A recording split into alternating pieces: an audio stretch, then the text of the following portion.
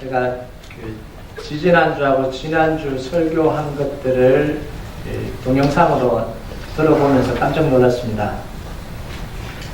보니까 거의 1시간 설교를 했더라고요. 그래서 보이고 줄이려고 열심히 노력하는데, 그래서 지난주 설교 보니까 55분 했더라고요. 줄이려고 노력을 했는데, 근데 참 우리 교인들이 얼마나 감사한지. 그런데도 목사님 설교 길어요 뭐 그런 이야기 한마디도 안 하는 거예요. 제가 그 동영상 보고 알았어요. 계속해서 그런 좋은 성도들 되시기 바랍니다. 오늘은 뭐 길지는 않을 거예요. 장담을 못합니다. 수련회 때 하는 추억의 게임이 있습니다. 당신의 이웃을 사랑하십니까? 여기서 세대 차이가 이제 확 납니다. 저 정도 되면 아는 게임입니다. 저 위로는 조금 힘드실 거라고요. 당신의 이웃을 사랑하십니까? 다 같이 이제 수건 돌리기를 하듯이 둥글게 이렇게 앉습니다. 빽하게 앉아서 술래를 한 사람 정하죠. 그러면 그 술래가 한 사람을 찾아 앞에 가서 지목하고 묻습니다. 당신은 당신의 이웃을 사랑하십니까? 그러면 그 사람이 예, 그러면 그 사람 옆에 있는 사람과 자리를 얼른 바꿔야 돼요. 그 사이에 술래가 들어가야 됩니다. 안 그러면 계속 술래를 해야 되죠. 또 물어요. 당신은 당신의 이웃을 사랑하십니까? 그럼 아니요, 그럽니다. 그러면 또 묻습니다. 그러면 어떤 이웃을 사랑하십니까? 물으면 검정색 양말 신은 사람을 사랑합니다. 그러면 검정색 양말 신은 사람들 다 일어나서 자리를 바꿔야 되잖아요. 그럼 여기 부딪히고 저기 부딪히고 엉덩이가 부딪히고 막 그럼 서로 앉으려고 밀치고 이런 게임을 합니다. 그 사이에 술래가 이제 그 공간으로 들어가야 되잖아요. 왜 이런 이야기를 하냐? 뭐 설교하고 그렇게 관계된 건 아니고 질문을 제가 좀 던지려고 그런 겁니다. 여러분에게 질문 하나 던지겠습니다. 여러분은 하나님을 사랑하십니까? 네, 그럴 줄 알았습니다. 네, 뭐 크게 막 아멘 안 하실 줄 알았어요. 네, 제가 이야기했잖아요. 하면 아멘 하는데 저희 교회는 제가 그렇게 기도를 안 합니다. 네. 여러분은 예수님을 사랑하십니까? 네. 모든 사람들이 예라고 대답을 해요. 그 대답 안 하는 사람이 여기 앉아있을 이유는 없잖아요. 예수님 안 사랑하는데 여기 오실 이유가 없잖아요. 그런데 제가 그 다음 질문을 하나 던질게요. 예수님을 사랑한다고 날마다 고백하십니까? 조용하셔. 내 입으로 하나님 사랑합니다. 하나님 사랑합니다. 예수님 사랑합니다. 이렇게 고백하시냐고요. 찬송 부를 때 나오는 사랑이라는 가사 빼고요. 찬송 부를 때 하나님 사랑 이런 거 빼고 정말 자기가 진심으로 하나님 사랑합니다. 예수님 사랑합니다. 이렇게 고백하신 적이 언제입니까? 그럼 되도록 정말 내가 마음으로 하나님 정말 사랑합니다. 예수님 정말 사랑합니다. 라고 했던 적이 언제냐는 거예요. 여러분, 사랑한다라고 생각하는 거하고 고백하는 거는 완전히 다른 이야기입니다. 저는 늘 하나님을 사랑한다고 생각하고 살았어요. 하나님을 사랑하니까 매일 새벽 기도하고 목회하고 말씀 준비하고 성도들 돌보고 신방하고 그러지, 그잖아요. 하나님 사랑 안 하면 제가 그렇게 하겠습니까? 이러고 살았어요. 하나님 제가 이렇게 열심히 사는데 뭐 하나님 안 사랑하는데 제가 왜 이렇게 해야 돼? 이렇게 합니까? 이런 생각으로 살았어요. 그런데 어느 순간 보니까 제가 마르다가 돼 있더라고요. 사랑해서 하는 게 아니고 일 처리를 하고 있는 거예요. 책도 몇 페이지 오늘 하루 읽어야 되고 성경도 몇 페이지 읽어야 되고 뭘 또 해야 되고 열심히 준비해야 되는데 일주일 없는 시간을 쪼개서 그렇게 하고 있는데 정말 내 속에 하나님을 사랑합니다라는 고백은 안 하고 있는 거예요. 그렇게 막 열심히 사는데 시간 없고 바쁘면 하나님 사랑합니다라는 고백이 나오는 게 아니고 속에서 막 짜증이 나는 거예요. 왜 이렇게 시간이 없어? 이런 생각이 드는 거예요. 하나님은 우리에게 마리아처럼 그냥 무릎 앞에 앉아서 예수님이 하는 이야기를 듣고 대화를 하고 눈빛을 맞추고 또 하나님 마음이 어떤지 어떻게 생각하는지 그 이야기를 듣고 싶어 하는데 일을 하고 있는 거예요. 처리해야 되는 일들은. 또 어떤 사람에게 좀 심각한 사람들에게는요, 그냥 일도 아니고 부담스러운 일이 되어버린 거예요. 마음속으로는 하나님을 사랑한다고 생각하지만 특별히 직분자들에게는 이걸 또 해야 되고 교회 가면 또 이걸 해야 되고 저걸 해야 되고 맡은 걸 해야 되고. 근데 생각은 하나님을 사랑한다라고 생각하면서 하는데 사실은 너무 많은 큰 부담과 짐으로 다가오고 있는 이게 현실이더라고요. 그래서 토요일 새벽 기도 때 기도를 하고 있는데 하나님 저에게 그 마음을 주시는 거예요. 내가 뭔가를 많이 하고 있는데 정작 하나님을 사랑하냐? 그 마음을 주시는 거예요. 그래서 제가 다른 기도를 하지 않고 토요일 날은 사랑 고백만 했습니다. 하나님 사랑합니다. 예수님 사랑합니다. 다른 고백, 뭐 교회를 위해서도 기도하지 않고요. 평소에는 막 교회를 위해서 기도하고 그랬는데 그 다 내려놓고 그냥 사랑 고백만 했습니다. 사랑해요 목소리 높여 그 하다가는 안 되고 이렇게 못하는데 저는 새벽 기도 때 혼자 막 해요. 검정박자 무시하고 혼자 다 합니다. 그게 은혜가 돼요. 네. 사랑합니다 나의 예수님 고백을 하는데요. 갑자기 제 마음속에 울컥 뜨거운 감정이 확 올라오면서요. 막 주체할 수 없는 눈물이 막 쏟아져요. 뭘 울려고 그런 것도 아닌데 그냥 하나님 사랑합니다. 예수님 사랑합니다. 좀 하는데 눈물이 막 쏟아지면서 그 집에 가니까 와이프가요. 제 아내가 뭐가 그렇게 힘들어서 울면서 기도하냐고. 저는 힘들어서 울면서 기도해 본 적이 별로 없어요. 거의 없어요. 그런데 정말 하나님 앞에 사랑을 고백하는데요. 너무너무 하나님께서 왜 울었냐면 이유도 모르고 그냥 울었어요. 속에서 막 이렇게 뜨거움이 막 올라와서 우는데 내가 하나님께 사랑을 고백했는데 하나님이 나를 사랑하시는 게 막 느껴지더라고요. 그러면서요. 제 감정도 치유가 되고 제 생각도 치유가 되고요. 제 이 전체 감각이 다 치료되는 하나님 마치 이 은혜로 샤워해 주시는 그런 느낌이 들더라고요. 그래서 정말 하나님 사랑을 고백을 할 때 우리를 이렇게 감싸 안아 주시는구나 이걸 느꼈어요. 여러분 사랑을 하면요 마음이 따뜻해져요. 가슴이 뜁니다. 에너지가 막 넘치고요. 세상이 다르게 보이잖아요. 사랑을 시작하면요 공기가 달라져요. 없던 에너지가 막 나오고요. 자기에게 이런 모습이 있었나 이런 생각들이 막 나오는 거예요. 여러분 사람을 사랑하는데도 이런 변화가 일어나요. 근데 정말 우리가 하나님을 사랑하면요 놀라운 역사가 우리 몸속과 우리 이 삶 속에서 일어나는 거예요. 이게 하나님을 사랑할 때 주시는 하나님의 은혜와 축복입니다. 여러분 다시 이제 질문을 합니다. 여러분 하나님을 사랑하십니까? 예수님 사랑하십니까? 마음으로 고백하십니까? 여러분 그 사랑이 정말 여러분을 살리는 그 사랑이 여러분의 영혼을 살리는 그런 축복이 있기를 바랍니다. 여러분 왜 자꾸 이런 제가 질문을 던지냐면 오늘 본문이 그거예요. 하나님을 사랑하는 자에게 주시는 하나님의 축복이 뭔지를 오늘 정확하게 보여주는 본문이 바로 이 본문입니다. 3절을 보면요. 여호와께 연합한 이방인은 말하기를 여호와께서 나를 그의 백성 중에서 반드시 갈라내시리라 말하지 말며 고자도 말하기를 나는 마른 나무라 말하지 말라. 여기서 이방인과 고자가 나옵니다. 죄송합니다. 이 설교 때 고자 이렇게 해서 근데 다른 용어를 찾을 수가 없고 성경에 기록돼서 그냥 이야기하는데 계속 나올 겁니다. 조금 불편하더라도 참으시기 바랍니다. 신명기 법에 의하면 이들은 하나님의 총회에 들어올 수 없는 사람들입니다. 이방인도 못 들어오고 고자도 못 들어옵니다. 다시 말하면 하나님의 거룩한 백성으로 받아들일 수 없는 사람, 내쳐진 사람들이에요. 여러분 고자는요 이스라엘 백성인데도 축복과 언약 속에 거할 수 없습니다. 고자는 제사장도 못 됩니다. 고자는 중요한 자리를 못 갑니다. 왜요? 내쳐진 사람이에요. 그런데 오늘 말씀해 보면 고자도 마른 나무처럼 되지 않고 하나님의 축복을 누리게 될 거라고. 이방인들도 넌 나가라 갈라진다 이게 뭐예요? 넌 나가라 이방이니까 넌 여기 들어오지 못한다 이렇게 하지 않는다라는 거예요. 여러분 4절까지 해서 7절까지 보면 그들에게 주시는 구체적인 축복이 나오는데요. 5절을 보면요.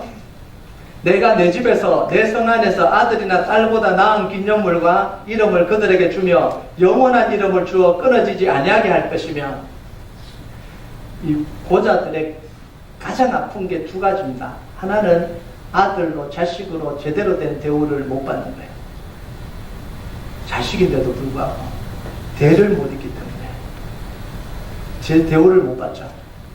그 다음 두 번째는 뭐냐면 자기 이름으로 자식이 없으니까 자기 대가 끊어져 버리는, 자기 이름이 세상에서 사라져 버리는 거예요. 이게 가장 큰 아픔입니다. 그런데 하나님은 하나님을 사랑하는 보자들에게 뭐라고요? 아들과 딸보다 더 나은 기념물을 줄 것이다, 이렇게 이야기해요. 혈통의 축복을, 육신의 혈통을 통해서 이어지는 이름보다 더 존귀한 이름을 줘서 영원토록 그 이름이 끊어지지 아니하게 해줄 것이다. 이게 무슨 말인지 제가 나중에 설명을 할 겁니다. 근데 7절에 보면 또 이방인들에게 주시는 축복이 있어요. 내가 곧 그들을 나의 성산으로 인도하여 기도하는 내 집에서 그들을 기쁘게 할 것이며 그들의 번제와 희생을 나의 제단에서 기꺼이 받게 되리니 이는 내 집은 만민이 기도하는 집이라 일컬음이 될 것입니다. 이방인들의 가장 큰 아픔이 뭐겠어요? 아무리 하나님을 사랑해도요, 하나님의 성전으로 못 들어가는 거예요. 이게 이방인들. 당신은 이방인이니까 못 들어가요. 아무리 열심히 제사를 드리고 싶고 하나님께 내 마음을 표현하고 싶어도 당신은 이방인이니까 못 들어가. 이게 이방인들의 가장 큰 아픔이에요. 하나님께 기도하지도 못하는 거예요. 그래서 예루살렘 성전을 보면 구역이 나눠져 있잖아요.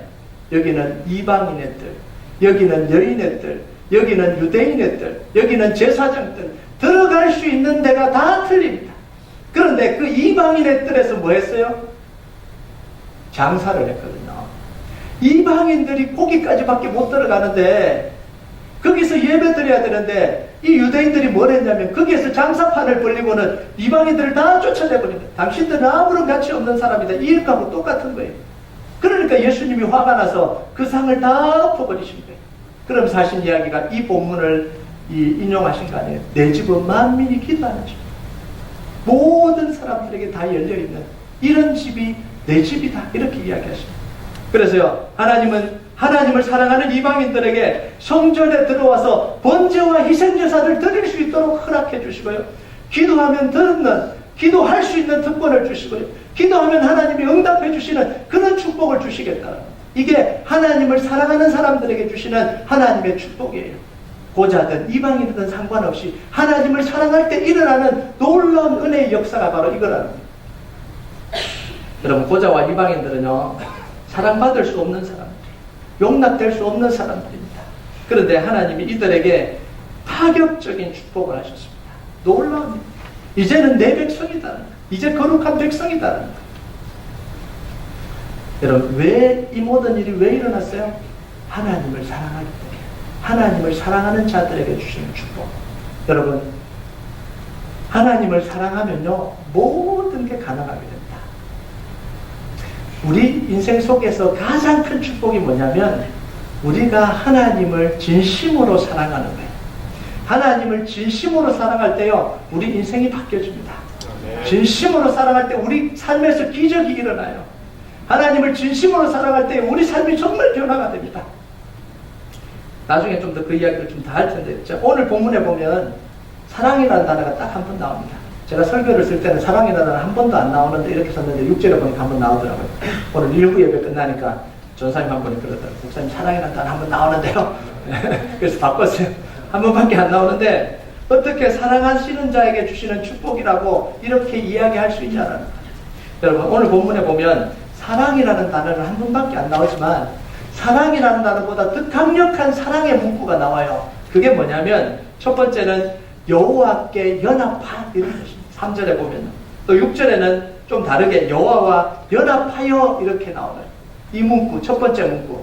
두 번째 문구는 뭐냐면 4절과 6절에 나오는 나의 언약을 굳게 잡은 또는 나의 언약을 굳게 지키는 이 두 문구가 하나님을 사랑한다라는 구체적인 표현입니다. 여러분, 여기서 연합한다는 게 뭐예요? 하나님과 하나가 된다는 거예요. 여러분, 사랑은 뭐 하는 거예요? 하나가 되는 겁니다. 하나가 안 되고 어떻게 사랑이 가능합니까?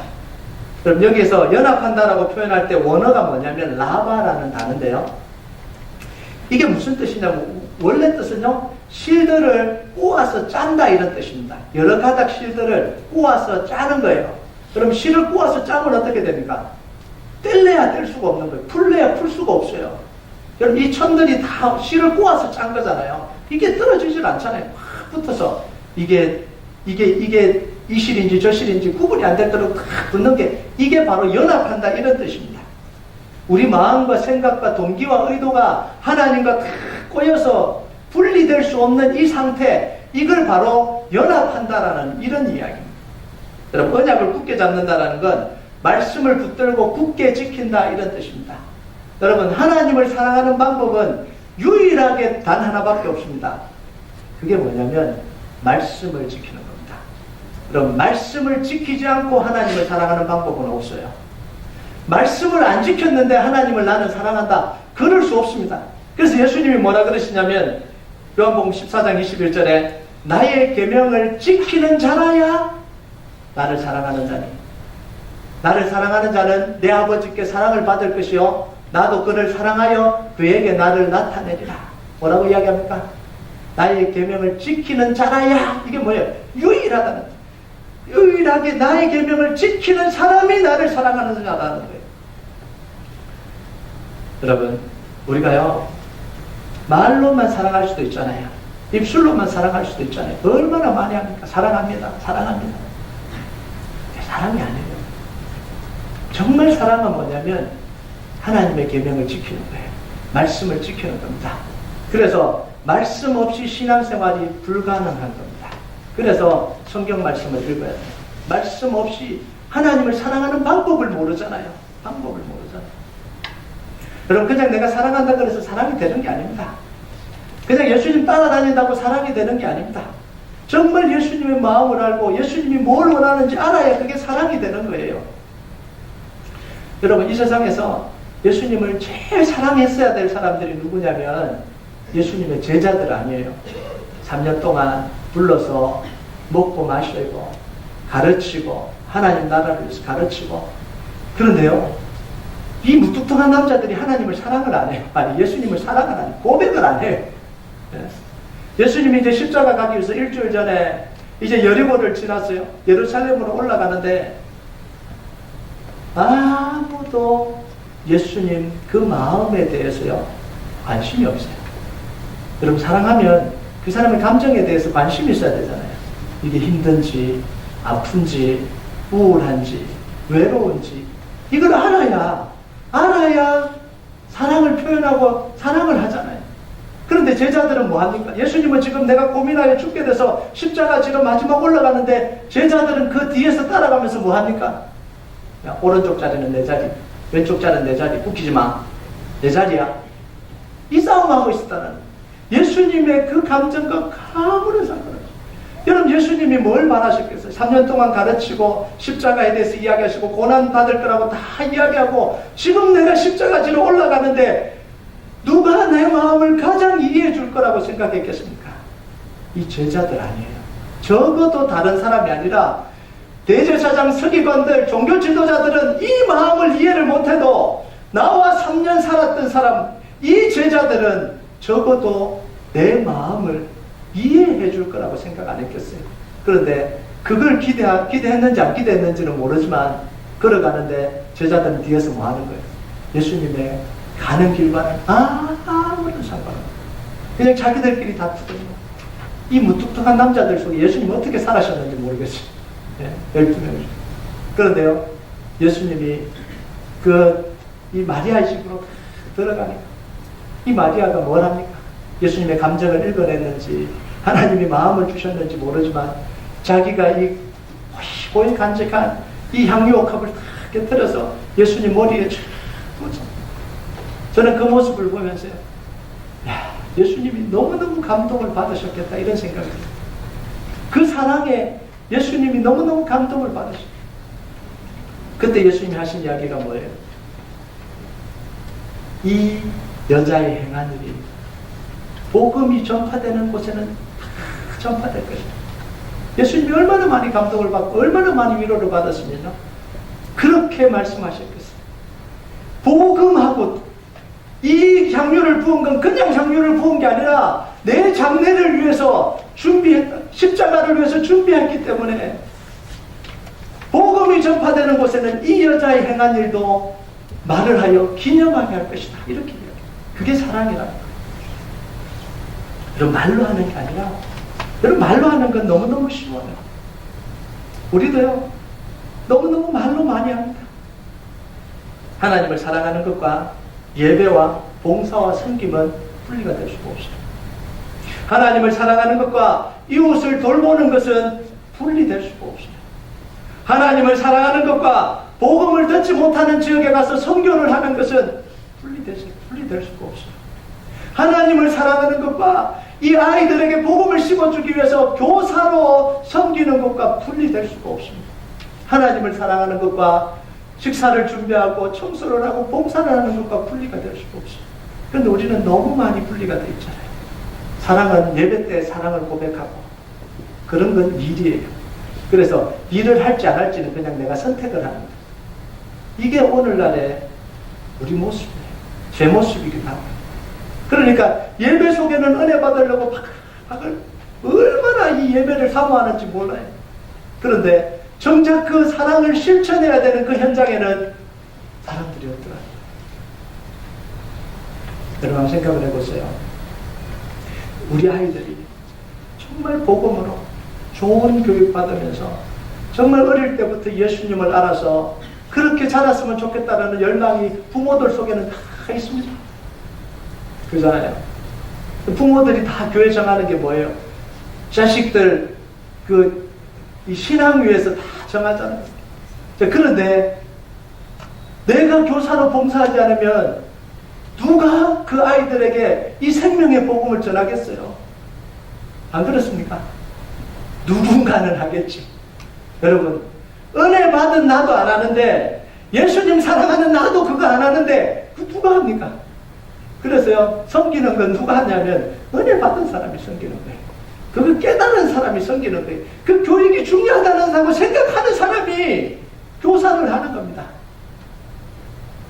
근데 우리는 뭘 하냐면 교사가 중요하다는 걸 알기 때문에 왜 전도사님이 그렇게 이거 우리 교회에서 일어나는 일 아니에요. 왜 전도사님이 그렇게 신앙으로 못 가르칩니까? 왜 교사들의 질이 그럽니까? 이런 건 잘해요. 왜? 배운 게 있어서 차세대를 신앙으로 교육해야 된다. 어릴 때부터 말씀으로 교육해야 된다. 그런데 우리 교회 아니에요. 우리 교회는 왜 설교할 때 말씀을 안 가르치고 딴 이야기 하냐? 여러분, 정말 우리가 하나님을 사랑한다면요, 은혜 받은 내가 그 교사의 자리에서 사랑을 실천하는 거예요. 아멘 하십니까? 네. 은혜 받은 내가 섬김의 자리에서 그 섬김을 실천하는 거예요. 여러분, 우리의 모든 감사와 봉사와 섬김의 근거가 뭐냐면 하나님을 사랑하는 거예요. 예수님의 십자가 사랑 때문에 우리가 그걸 하는 거예요. 그런데 더 중요한 게 뭔지 아세요? 예배와 섬김과 봉사는요, 우리가 하나님께 뭔가 해드리는 게 아닙니다. 내가 하나님께 뭔가 해드려야지. 내가 사랑받았으니까 뭔가 함께 하나님께 뭔가를 해드려야지. 여러분, 사실은요, 우리는 하나님께 뭔가 드릴 수 있는 그런 가치 있는 존재가 아닙니다. 우리께 아무리 가치 있어도 하나님께 드려봐야 아무것도 안 되는 거예요. 여러분, 자식들 키워보면 알잖아요. 엄마 생일이라고, 아빠 생일이라고 한 3, 4살 된 애가 선물 준다고요. 노트 칙 찢어갖고 엄마 사랑해 그림 이렇게 막 그리고요. 머리도 한 3가닥밖에 없어요. 많이 그리지도 않고 머리 3가닥밖에 없고 엄마 사랑해, 아빠 사랑해. 그거 받고요. 아우, 너무 귀하다. 귀한 게 뭘 귀해요? 하나도 안 귀해요. 네. 하나도 귀한 게 없어요. 그 마음이 귀한 거예요. 그 마음이 귀한 거죠. 여러분, 그러면서 그 아이가 속에서 뭘 느끼겠습니까? 뿌듯함을 느끼는 거예요. 엄마를 내가 기쁘겠다. 아빠를 기쁘겠다. 그 종이 쪼가리 하나 그냥 줬는데 엄마 아빠가 너무 기뻐하니까 그 기뻐했다는 게 그 자기 인생 속에요, 힘이 되는 거예요. 여러분, 우리가 하나님을 섬길 때 바로 이런 거예요. 하나님을 섬기는 건 우리를 위해서 섬기는 거예요. 우리 자신을 위해서 섬기는 거예요. 내가 그걸 통해서 힘을 얻고 그걸 통해서 하나님의 사랑을 경험하고 그걸 통해서 하나님의 은혜를 누리는 거예요. 우리가 잘못 생각하는 건 은혜는 예배 때 받고 저기 가서 소모하는 게 아니에요. 이건 고질적으로 지금 잘못 형성된 생각이에요. 그래서 은혜를 받고 저기 가서는 막노동하고, 그러니까 이게 막노동 나는 안 가는 거예요. 막노동 간다고 생각해요. 그런 게 아닙니다. 정말 은혜는 어디서 쏟아지는지 아십니까? 바로 현장에서 쏟아지는 게 은혜입니다. 정말 하나님의 은혜는 현장에서 내가 부딪힐 때 그때 쏟아지는 거예요. 여러분 성교하러요. 왜 아이들을 데리고 가냐면요. 예배 때 이 휘황찬란한 조명들을 다 켜놓고 최고의 음악으로 예배를 드리고 눈물을 다 끄집어내도요. 그 감동은요. 자기 인생을 못 변화시켜요. 그런데 성교 현장으로 가서요. 지지리 못 사는 그 사람들, 복음 없이 죽어가는 사람들에게 그냥 가서 손으로 뭔가 봉사하고 고사리 같은 손으로 뭔가 느끼고 그랬던 그게 수고하고 땀을 흘린 그게 자기 인생을 변화시키는 거예요. 여러분 절대로 이론을 가지고 인생을 안 변화됩니다.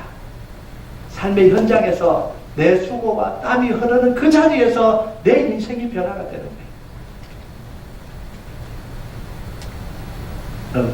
제가 그 한국에 있을 때 중고등부들을 데리고 필리핀 세부 섬으로 그 세부 빈민촌으로 선교를 간 적이 있어요.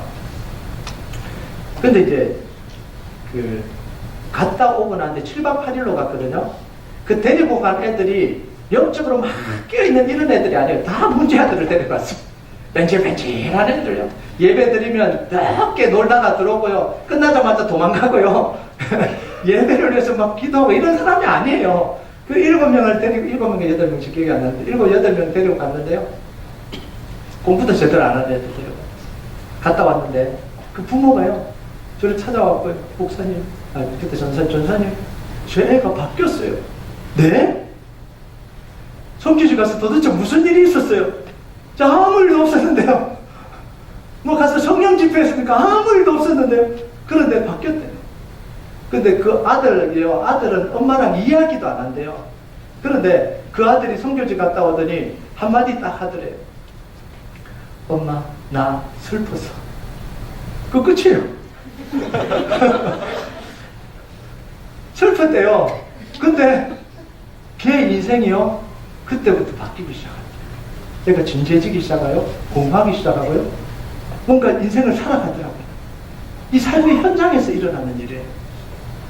여러분, 이번 여름에, 내년 여름에 이제 멕시코 시티로 우리가 첫 해외 선교팀을 보낼 건데, 우리 국내 선교는 많이 했는데, 거기 가면 정말 그 열악해요. 우리 아마 유스 아이들이 또 많이 갈 것 같은데요. 여러분 기도 많이 해주세요. 아이들이 정말 그때 변화되는 거예요. 그때. 대학생 되면요, 그래도 괜찮아요. 근데 좀 늦어요. 유스 때 복음이 들어갑니다. 어른 되면요, 가능성 없어요. 죄송하지만 어른 때 바뀌는 건 성령의 강력한 역사가 아니고는 힘들어요.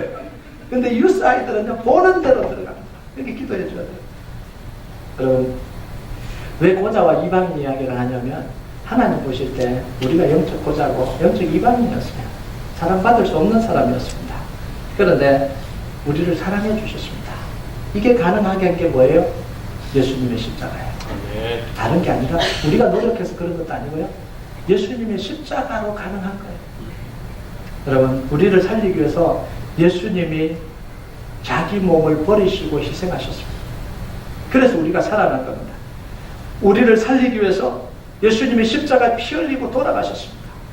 여러분, 그래서 십자가를 통해서 죽은 고자가 우리가 살아난 거예요. 십자가를 통해서 배제되었던 우리 이방인이 이제 하나님의 백성으로 들어와서 하나님의 사랑받고 살아가는 거예요.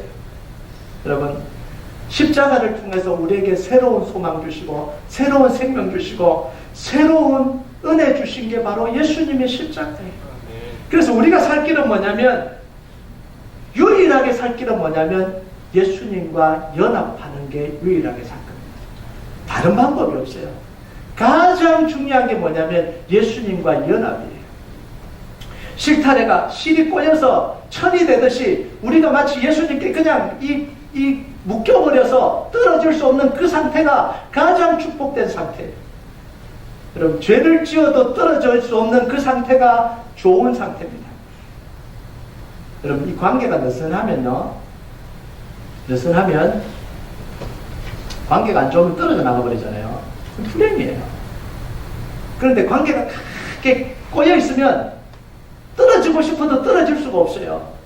너무너무 괴로운데도 못 떨어져요. 여러분, 그게 축복이에요. 그게 은혜예요. 안 떨어져 나가잖아요. 사울은요, 떨어져 나가버렸습니다. 사울 왕은 하나님을 사랑한다고 고백하다가 이 관계가 느슨하니까요, 그냥 떨어져 나가버렸어요. 근데 다윗은 하나님을 사랑한다고 고백하다가 대역죄를 저질렀잖아요. 그런데도 안 떨어집니다. 하나님, 저는 절대 하나님과 안 떨어질 겁니다. 죽여도 안 떨어질 겁니다. 그러고 붙어 있잖아요. 그러니까 은혜를 얻는 거예요. 여러분, 신혼살림은 방이 적을수록 좋잖아요. 방 많으면 부부관계가 안 좋아집니다. 방이 적어야 싸워도 갈 데가 없잖아요. 나갈 데가 없잖아요. 여러분, 우리가 하나님과 연합될 때 어떤 일이 일어나냐면 예수님이 십자가에 이루신 일이 나에게 흘러오는 거예요. 이게 연합입니다. 떨어져 있으면 안 흘러오겠죠.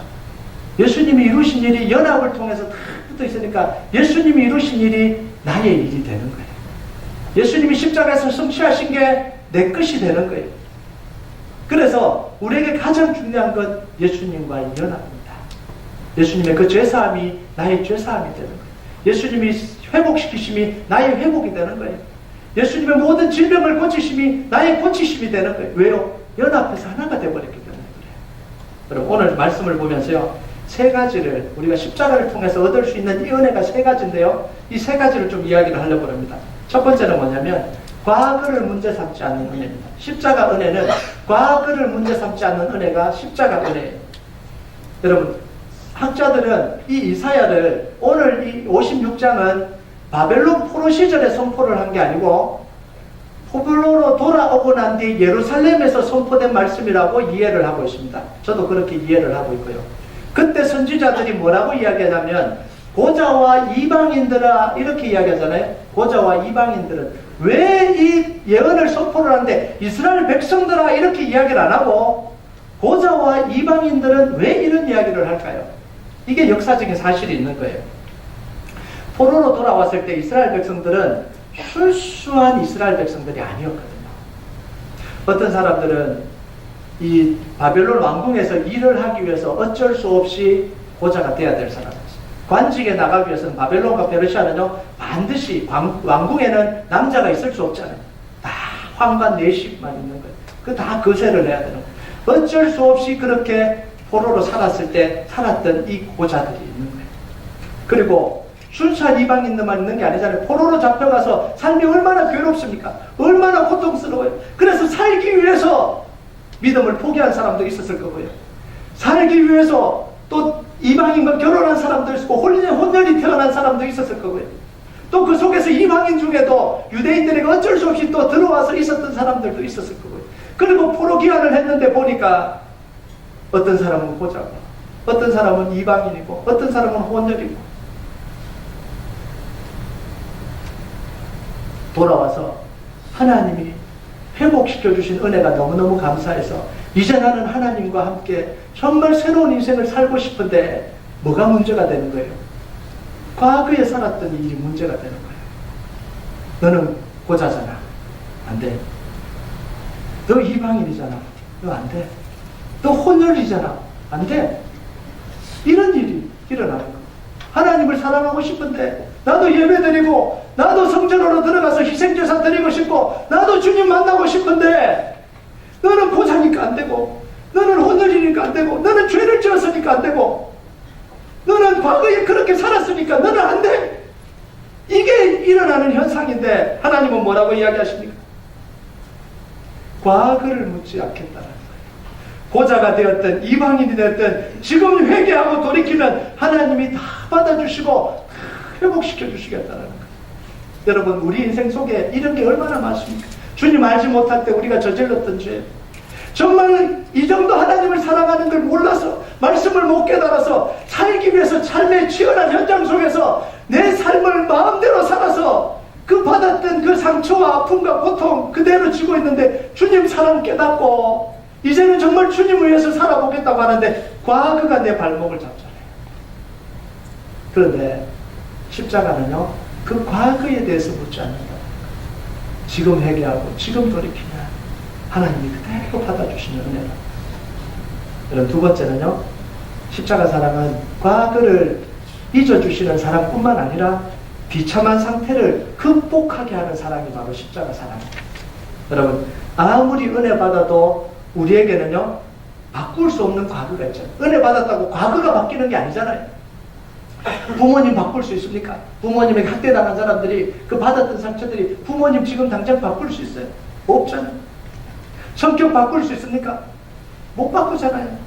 재질 바꿀 수 있습니까? 못 바꾸잖아요. 자라온 환경 바꿀 수 있습니까? 못 바꾸잖아요. 피해 당했던 일 되돌릴 수 있습니까? 어떤 사람은 하나님 왜 그때 나를 안 지켜주셨어요? 그것 때문에 하나님을 사랑하지도 못하고 그 피해 당한 일들이 없었던 일로 되는 게 아니잖아요. 내가 그렇게 큰 죄를 지었는데 그게 없었던 일로 되는 게 아니잖아요. 다른 사람은 몰라도 나는 기억하고 있잖아요. 내 세포는 기억하잖아요. 내 몸은 기억하잖아요. 그러니까 그것 때문에 괴로워하고 고통스럽잖아요. 여러분, 우리에게 되돌릴 수 없는 과거가 있다는 게 이게 얼마나 불행한 겁니까? 얼마나 비참한 겁니까? 내가 아무리 노력해도 그 과거를 되돌려 놓을 수 없다는 게 이게 얼마나 아픈 사실이에요. 그런데 그 절망을 희망으로 바꿔주시는 분이 누구냐면 바로 예수님이에요. 예수님의 십자가예요. 여러분, 우리가 되돌릴 수 없는 과거는 우리가 감당해야 될 몫이 아닙니다. 노력한다고 되돌릴 수 있는 건 우리 몫이지만 우리가 아무리 노력해도 되돌릴 수 없는 과거는 우리 몫이 아닙니다.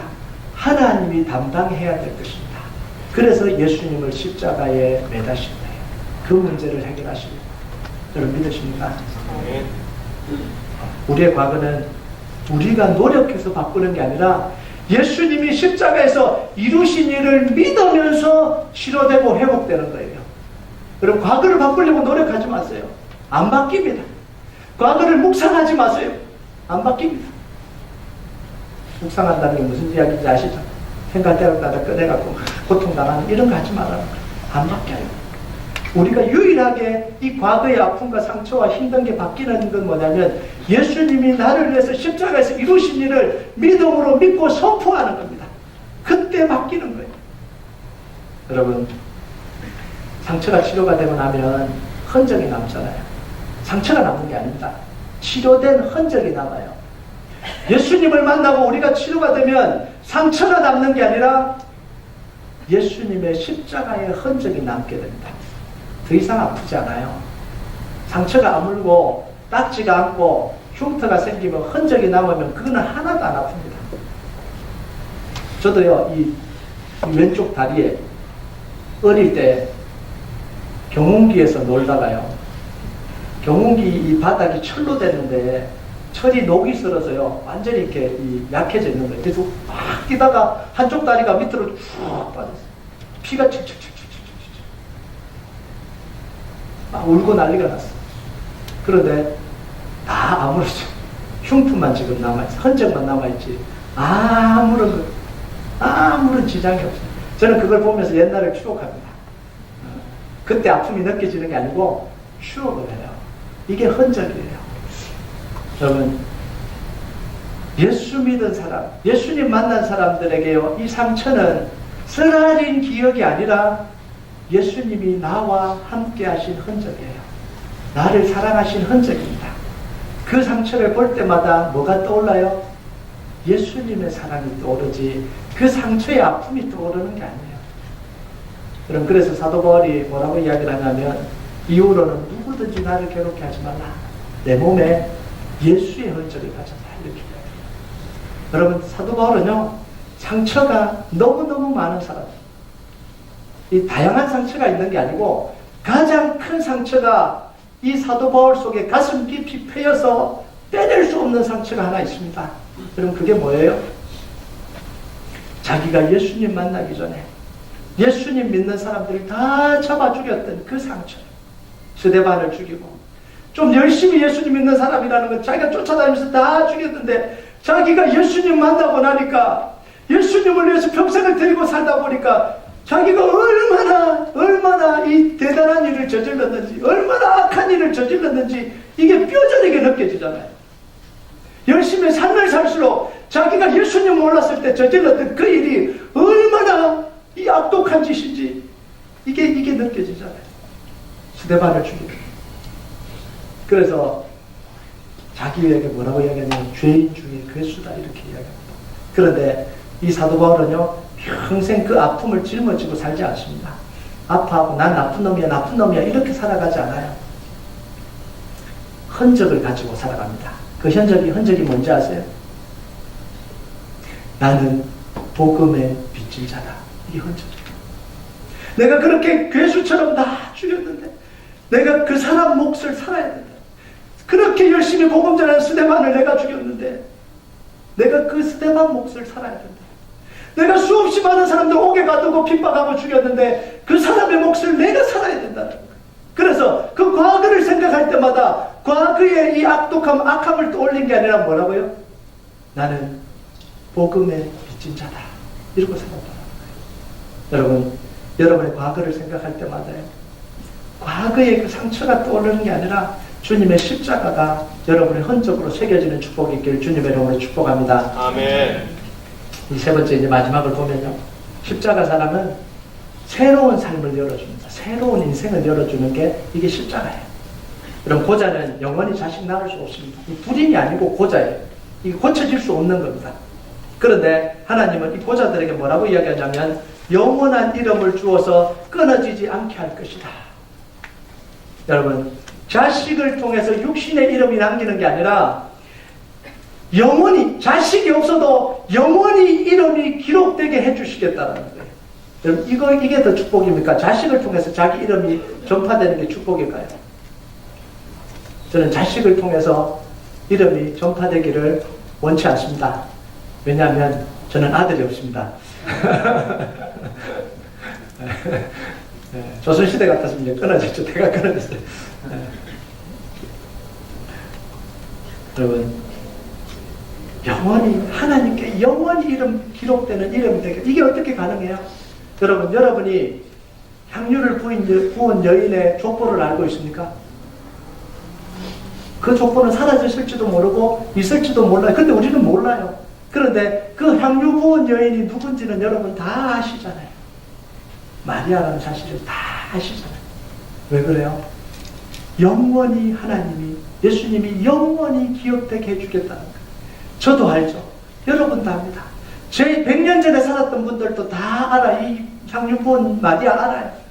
제 아들도, 아들이 없네요. 아들은 뭐, 제 딸도 알아요. 제 뒤에 100년 전에 살아가는 사람도 이 마리아 이름을 알 거예요.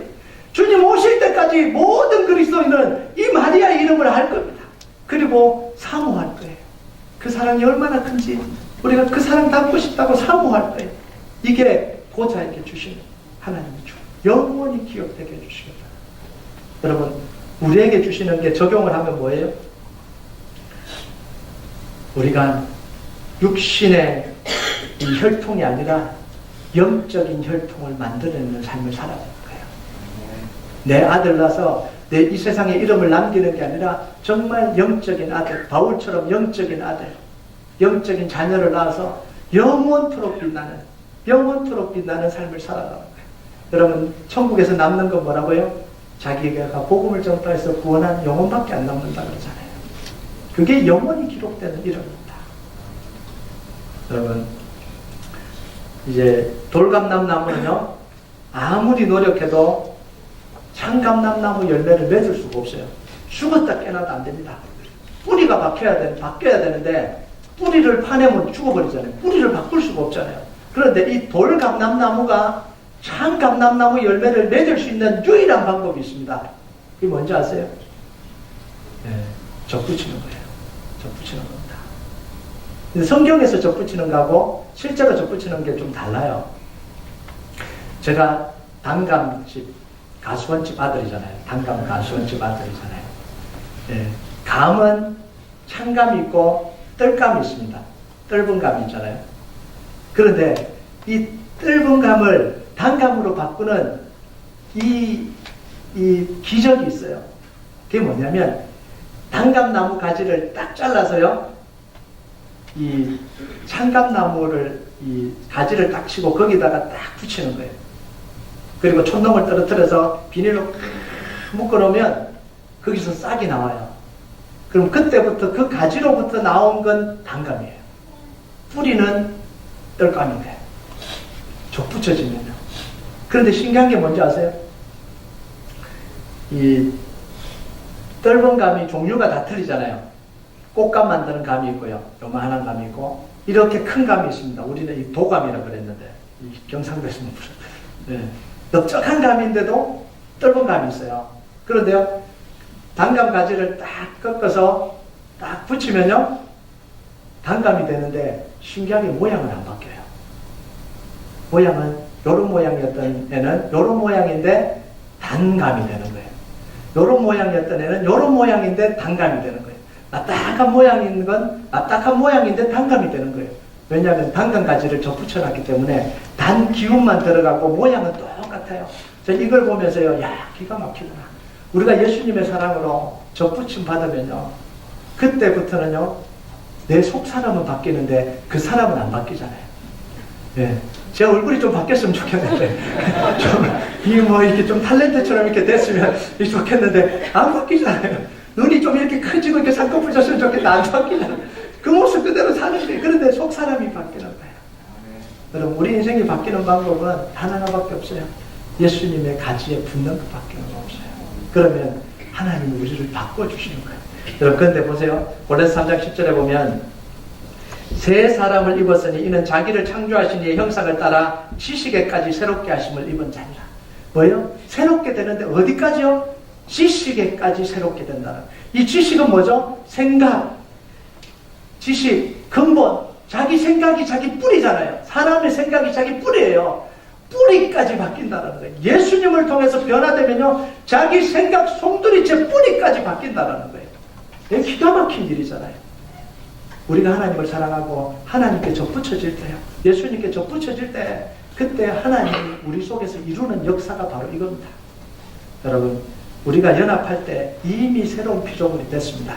여러분 믿으십니까? 우리가 예수님을 고백하고 예수님께 연합할 때 이미 새로운 피조물이 됐습니다. 나중에 되는 게 아니고요. 접붙여진 순간 그건 단감이에요. 우리가 예수님과 함께 꼴려서 이게 예수님인지 난지 구분이 안 될 정도로, 그게 바로 연합입니다. 그래서 예수님 뭐라 그럽니까? 내가 너희 안에 거하고 내 말이 너희 안에 거하면 무엇이든지 원하는 대로 구하라. 그리하면 이루리라. 하나님이 내 안에 거하고 내가 하나님 앞에 거해서 하나가 됐을 때 우리가 무엇이든지 구하면 하나님이 응답해 주시겠다는 거예요. 그래서 우리 인생 속에서요, 넘어뜨리려고 오는 이 사단의 세력이 너무 많아요. 그래서 찾아오잖아요. 불행이 찾아오고 어려움이 찾아오고 고난이 찾아와서 우리 집 문을 두드립니다. 제 마음의 문을 두드립니다. 야, 나와, 김기보 나와. 너 이제 내가 무너뜨릴 거야. 제가 문을 탁 열면 저는 이제 죽는 거예요. 그런데 탁 두드릴 때 제 속에서 예수님 문을 탁, 누구야? 이게 내 집인데. 그럼 예수님 죄송합니다. 그러고 가는 거죠. 네. 근데 우리가 살림하니까 너무 힘든 거예요. 그래서 우리가 우리 속에 주님이 하나 되고 내가 하나 될 때요, 문제가 찾아올 때마다 내가 그 문제를 이기는 게 아니라 우리 집의 주인 대신 예수님이 내 문을 열고, 누구야? 누가 또 왔어? 이게 내 집이다. 그렇게 해주시는 거예요. 그게 은혜.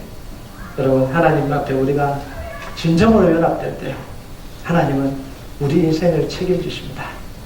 우리가 그 사랑을 고백하면, 내가 사랑을 고백했는데 하나님은 우리를 더 사랑해 주시는 걸 느끼게 해주십니다.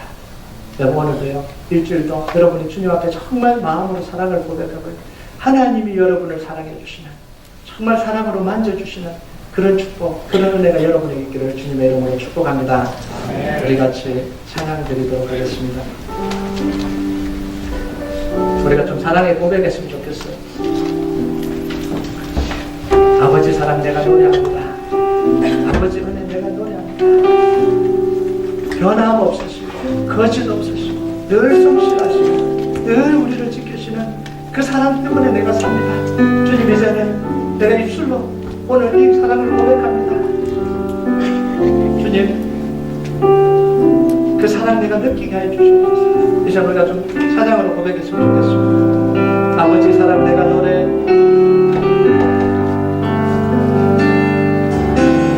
아버지 사랑 내가 노래해, 아버지 은혜 내가 노래합니다. 아버지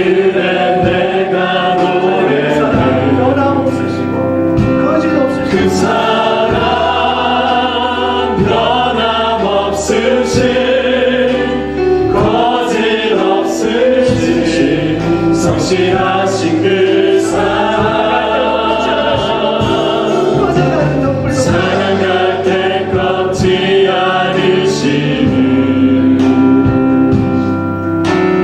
거절하는 등불 끄지 않는 그 사랑 변함없으신 그 사랑 변함없으신